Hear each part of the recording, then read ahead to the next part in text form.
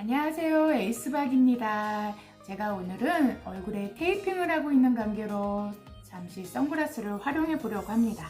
다루는 내용은 다소 무겁지만 제 얼굴을 보면 웃음이 나오지 않을까 싶습니다. 지난번 내용에 이어 올해 개정된 부동산 세제에선 단독명의, 부부 공동명의 어떤 쪽이 더 유리할까요? 라는 내용으로 집을 누구 명의로 하느냐인 고민에서 종합부동산세 부분에 개정된 내용을 살펴보았었는데요.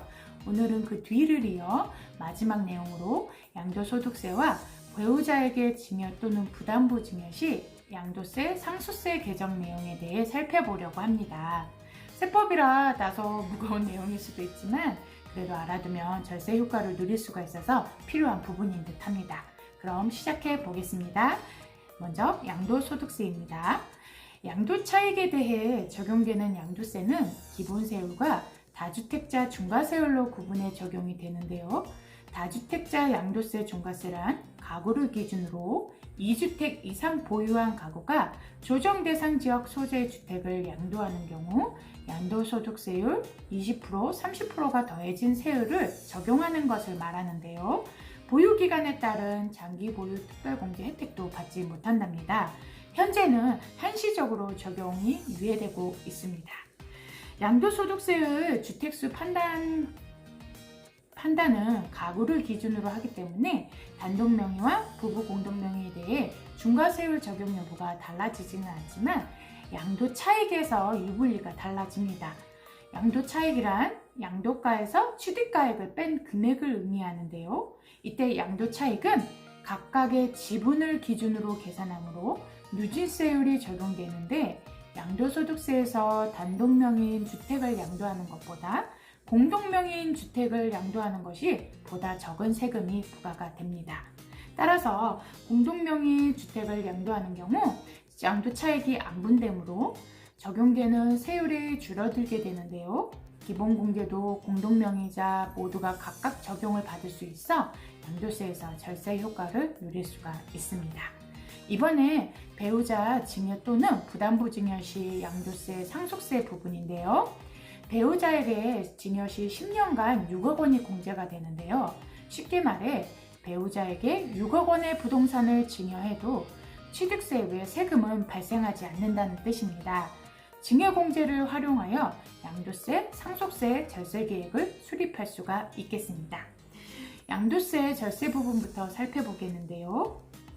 예컨대 1억 원에 취득한 아파트의 현재 시세가 5억 원이며 10년 뒤 10억 원으로 상승할 것으로 예상되는 경우 현재 상태로 10억 원에 양도한다면 9억 원에 대해 양도소득세가 부과가 됩니다. 하지만 만약 현재 시세인 5억 원으로 배우자에게 증여한다면 취득가액이 증여가액인 5억 원이 돼 10억 원의 양도 시 5억 원에 대한 양도세가 부과되고 증여세는 발생하지 않습니다. 다만 증여가액을 취득가액으로 인정받기 위해서는 증여 후 10년을 추가로 보유해야 한다고 하네요. 상속세는 상속 개시일 현재 피상속인의 순재산에 대해서 과세하는 세금입니다.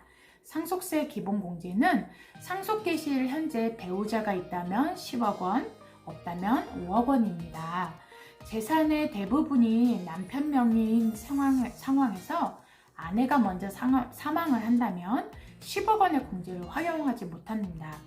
이후 남편이 사망할 때 5억 원의 공제만 받을 수 있으므로 재산의 대부분이 상속세 과세 대상에 해당이 되며 높은 세율 구간이 적용이 됩니다.